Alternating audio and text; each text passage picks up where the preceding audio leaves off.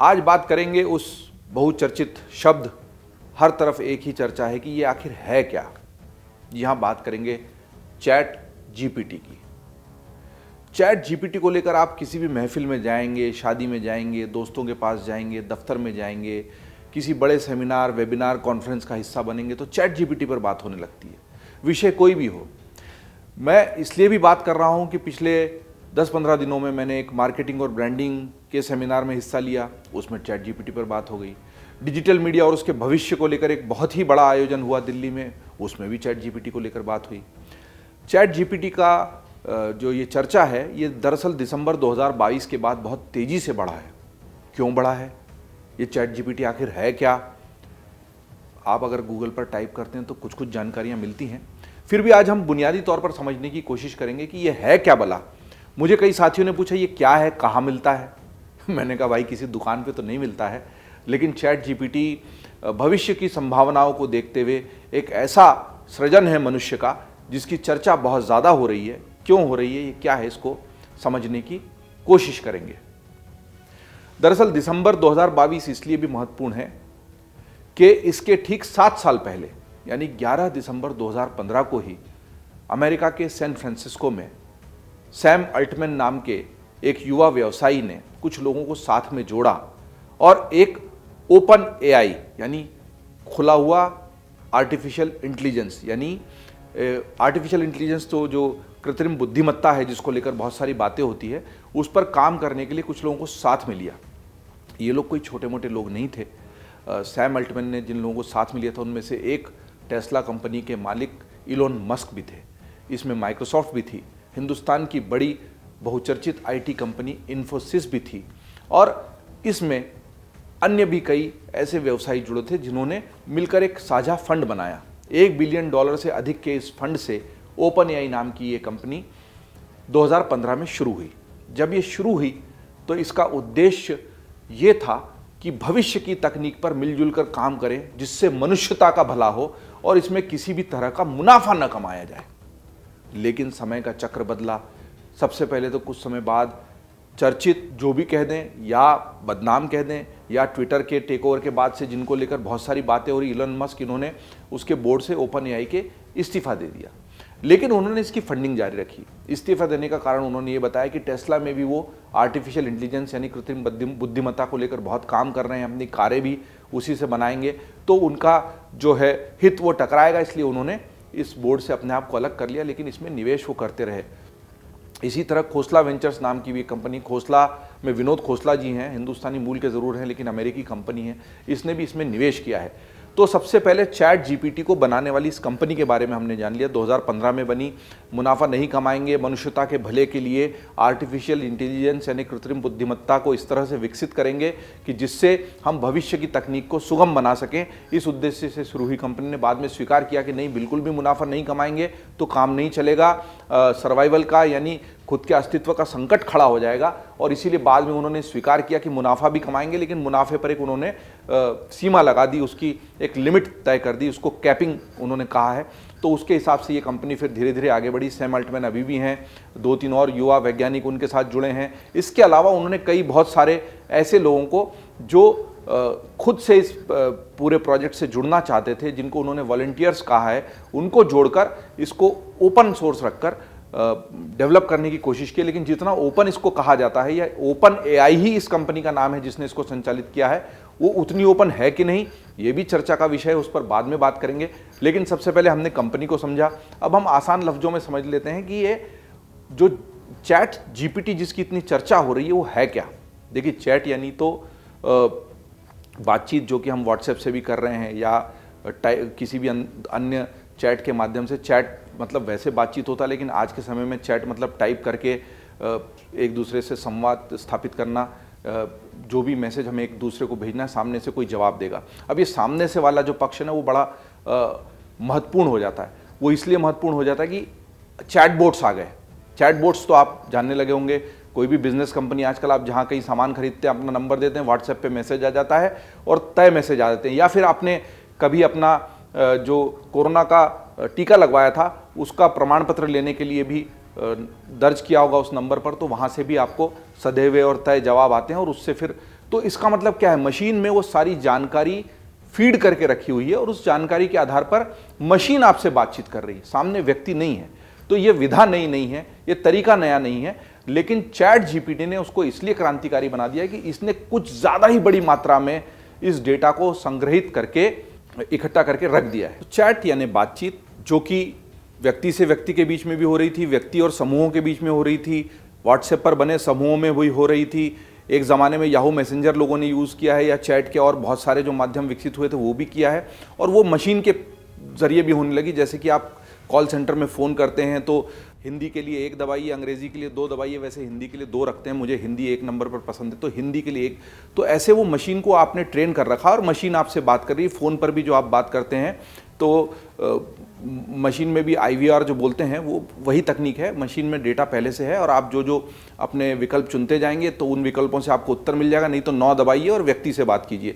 तो व्यक्ति को हटाकर उसका काम सुगम करने के लिए, या जो रूटीन की रोज़मर्रा की चीज़ें हैं उनको कैसे मशीन कर सकती है, इस दिशा में चैट बोट का विकास हुआ था कि अगर व्यक्ति कुछ सामान खरीदना चाहता है, उसको केवल अपना कोविड का सर्टिफिकेट चाहिए, या उसको अपने किसी जो उसने DTH लगाया है उसमें पैक बदलना है या हटाना है या नया जोड़ना है, तो वो मशीन बता देगी 1 दबा दो तो ये जुड़ जाएगा, 2 दबा दो वो हट जाएगा।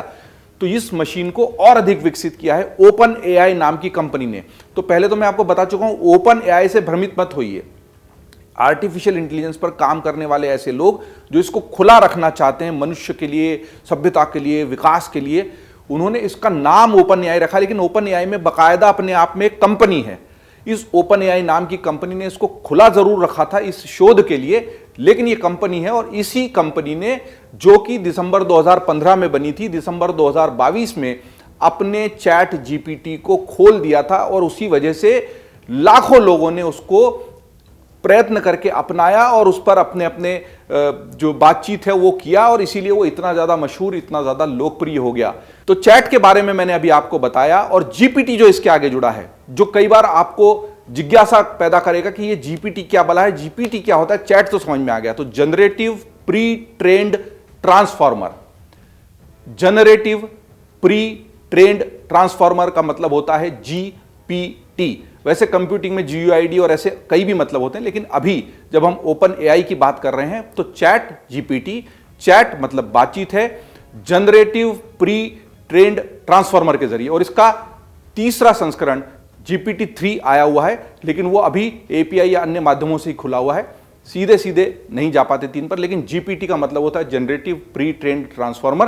प्री ट्रेंड ट्रांसफॉर्मर का मतलब यह है कि एक मशीन है जिसको पहले से ही प्रशिक्षित किया जा चुका है कि कोई सवाल पूछे तो उसका संभावित उत्तर क्या हो सकता है। आप में से जो लोग आईफोन यूज करते हैं उन्होंने सीरी को यूज किया होगा, बहुत से लोगों ने अलेक्सा को यूज किया होगा, तो आपको लगेगा उससे भिन्न कैसे है। इनके दायरे सीमित हैं। सीरी और अलेक्सा का प्रयोग एक सीमित दायरे में एक कंपनी, एक प्रोडक्ट के लिए हुआ था। यहां पर बात की गई थी कि उसको एक विस्तृत आकाश, एक विस्तृत परिदृश्य दिया जाए और इसको एक व्यापक स्तर पर प्रशिक्षण के लिए तैयार किया जाए। इसकी चर्चा तो 2015 में जब ये कंपनी बनी है तब से ही हो रही है, और इनका चैट जीपीटी एकमात्र प्रोडक्ट नहीं है, 3-4 और प्रोडक्ट इस कंपनी ने बनाए, जिसकी संक्षिप्त जानकारी इस बार दूंगा और आगे उस पर विस्तार से बात करने की कोशिश करेंगे। तो ये चैट जीपीटी जब पब्लिक के लिए ओपन कर दिया गया, सर्वसाधारण को कहा गया कि हम ये जो अपनी प्रयोगशाला में बैठे बैठे कुछ कुछ कर रहे थे और हमने कई सारे छोटे छोटे समूहों को देकर इस पर प्रयोग किए हैं, इसको आप भी अपना कर देखिए, तब एकदम से क्रांति आई। लोगों को लगने लगा कि यहां तक बात हुई कि ये गूगल का विकल्प भी हो सकता है क्या। अभी तो गूगल पर ही जाकर आप OpenAI ढूंढते हैं और चैट जीपीटी को ढूंढते हैं, लेकिन इसकी ऐप लेकर, इसका API लेकर आप गूगल से अलग एक ऐसे सूचना संसार से क्या जुड़ सकते हैं जो गूगल के अस्तित्व को भी खतरे में डाल देगा। ये भविष्य की गर्त में छुपा हुआ एक ऐसा सवाल है जिसका उत्तर तो भविष्य की गर्त से ही निकल के आएगा, क्योंकि गूगल जो लगातार ताज़ा जानकारियां आ रही हैं, जो इंटरनेट पर बहुत सारा कंटेंट जनरेट हो रहा है, जिसकी इंडेक्सिंग वो लगातार करता है बड़े व्यापक पैमाने पर, उसको ये जो चैट जीपीटी है कितनी तेजी से और कितनी जल्दी चुनौती दे पाएगा ये तो अभी नहीं कह सकता, जितना मैंने उसका अभ्यास किया है, जिसको देखा है, समझा है। लेकिन हाँ, ये क्रांतिकारी अवश्य है, भविष्य की तकनीक जरूर है। आर्टिफिशियल इंटेलिजेंस यानी कृत्रिम बुद्धिमत्ता की बात लंबे समय से हो रही है, उसको लेकर प्रयोग भी शुरू हुए हैं और उन प्रयोगों का अब जाकर, क्योंकि प्रयोग कई बार होता है वर्षों तक चलते रहते हैं और कई बार वो प्रयोग अपनी मंजिल तक नहीं भी पहुंच पाते। रिसर्च यानी अनुसंधान ऐसा मामला है कि जहां पर तुरंत सफलता मिल भी सकती है और नहीं भी मिल सकती, लेकिन आखिर 6-7 साल के अलग अलग प्रयोगों के बाद सर्वसाधारण को इसका उपयोग करने का अवसर मिला है। मैं ज्यादा रोमांचित इसलिए और आपसे आज चैट जीपीटी को लेकर बात भी इसलिए कर रहा हूं कि मुझे पता लगा कि मुझे ऐसा लगता था कि जहां न पहुंचे रवि वहां पहुंचे कवि। तो कविता एक ऐसी वस्तु है जो हमेशा इस तरह के मशीनीकरण से अछूती रहेगी। पर जब मैंने पढ़ा कि 2018 में कवियों के एक समूह ने प्रयोग किया और देखा कि क्या चैट जीपीटी कविता भी कह सकता है, तब मेरी दिलचस्पी और ज्यादा जागी। और अभी जब मैं आपसे बात कर रहा हूं तो इसके ठीक पहले अलग अलग प्रश्नों के माध्यम से चैट जीपीटी का मैंने उपयोग किया। तो मैंने उसको कहा कि तुम प्रेम पर, लव पर एक कविता लिखो, तो उसने कविता लिख दी। कविता अच्छी थी, सुंदर थी, कितनी बड़ी, क्योंकि मैं नहीं कह सकता कि उसका स्तर बहुत ही अच्छा था, लेकिन कविता उसने लिख दी। प्रेम पर उसने तुरंत कविता लिखी। लेकिन इसके आगे एक बड़ा सवाल तब पैदा हुआ जब मैंने उससे कहा कि क्या ये कविता आपकी अपनी ओरिजिनल है। तो उसने कहा नहीं, मैं तो मशीन हूं, मेरे अंदर जो फीड किया और मुझे लगा इस तरह कविता बन सकती, मैंने बना दी। फिर मैंने एक महत्वपूर्ण सवाल इस चैट जीपीटी से कहा कि क्या ये अगर मैं कहीं उपयोग करूं तो कॉपीराइट की दिक्कत आड़े तो नहीं आएगी। तब जाकर यह मसला स्पष्ट हुआ कि ये जो मुझे प्रशिक्षित किया गया उस डाटा के आधार पर बनी है, तो हो सकता है ये किसी अन्य डेटा से मेल जोल खाए और किसी अन्य का इसके ऊपर कॉपीराइट हो। मतलब आप इसको कॉपीराइट फ्री कंटेंट के रूप में तो उपयोग कर ही नहीं सकते, आपको सावधान रहना पड़ेगा। लेकिन एक मशीन कविता कह सकती है, यही एक थोड़ा सा जिज्ञासा पैदा करने वाला प्रश्न था, जिसकी वजह से मैं इस चैट जीपीटी में और ज्यादा अंदर तक गया। आप लोग जो ये चैट जीपीटी कहीं कहीं इधर उधर यारों दोस्तों के साथ महफिलों में, शादियों में, दफ्तरों में सुन रहे होंगे और सोच रहे होंगे इसका उपयोग कैसे करें, तो आप ओपन एआई या चैट जीपीटी लिखकर जा सकते हैं गूगल पर। लेकिन आपको वहां पर जाकर अपनी बुनियादी जानकारी देनी होगी। साइन इन जिसको कहा जाता है, साइन अप करना पड़ेगा। उसके लिए आपका मेल आईडी मांगा जाएगा, आपका फोन नंबर मांगा जाएगा। मेल के जरिए और फोन के जरिए प्रमाणित करने पर कि हाँ आप ही वो व्यक्ति हैं जो इससे जुड़ रहे हैं, तभी वो आपको इसका आगे उपयोग करने देगा। आगे जाकर आप जो भी सवाल पूछेंगे उसके दिलचस्प, सुंदर और रोचक उत्तर टाइप होकर आना शुरू हो जाएंगे। मतलब यह है कि मनुष्य हमेशा अपने आप को चुनौती देता है, मनुष्य सृजनशील है और मनुष्य की जो पूरी ये सभ्यता की कहानी है ना, उसका जो पूरा यहाँ तक की यात्रा है, वही अपने आप में इतनी दिलचस्प है कि इस पूरी यात्रा में मनुष्य ने लगातार अपने आप को चुनौती दी है। पहले तो उसने खेती करना, आग जलाना सीखा। फिर उसने सोचा कि ये आग जलाना लाइटर से कैसे हो जाए, पत्थरों को, चकमक पत्थरों को रगड़कर या लकड़ी से मैं क्यों आग जलाऊं। तो हर चीज का, तो जो लोग इस ओपन एआई का और चैट जीपीटी का विरोध कर रहे हैं और कह रहे हैं कि ये मनुष्य को ऐसा कर देगा, वैसा कर देगा, फिल्मों में भी दिखाया मशीन हावी हो गई, मुझे तो लगता है कि ये मनुष्य के मूल में है कि वो एक ही काम को बार बार करना पसंद नहीं करता। वो सोचता है कि इस काम को मैंने सीख लिया तो कैसे, मैं कपड़े धोने से आजिज आ गया हूं, तंग आ गया हूं, तो कैसे मशीन कपड़े धो दे। मैं बर्तन नहीं धोना चाहता बार बार, तो कैसे मशीन बर्तन धो दे।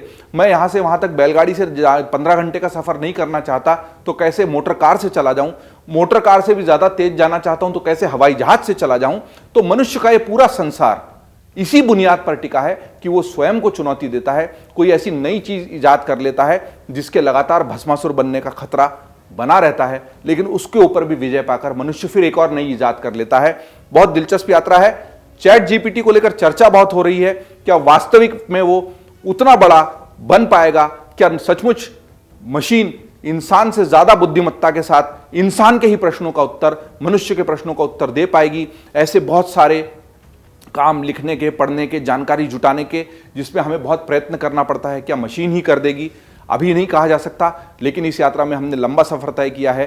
पहले कोई संदर्भ जुटाने के लिए हमें किसी पुस्तकालय में घंटों बिताने पड़ते थे, लेकिन अगर आप सही वेबसाइट पर हैं और वो संदर्भ मौजूद है इंटरनेट की दुनिया पर, बहुत सारा संदर्भ नहीं भी है, वो एक अलग बातचीत का विषय है, लेकिन जो संदर्भ अगर मौजूद है, सही तरीके से उसकी इंडेक्सिंग हुई है, तो आपको एक बटन के क्लिक पर वो सारी जानकारी मिल जाती है। कोई लेख लिखना है, कोई खबर बनानी है, किसी बच्चे को होमवर्क करना है, कोई अन्य जानकारी जुटानी है जिसके बारे में आप पहले से नहीं जानते, तो आसान तो इसने किया ही है। तकनीक ने इस काम को, अच्छे पहलुओं को देखेंगे, विकसित करेंगे तो निश्चित ही विज्ञान और ये सारा अनुसंधान हमको अच्छी दिशा में ले जाएगा।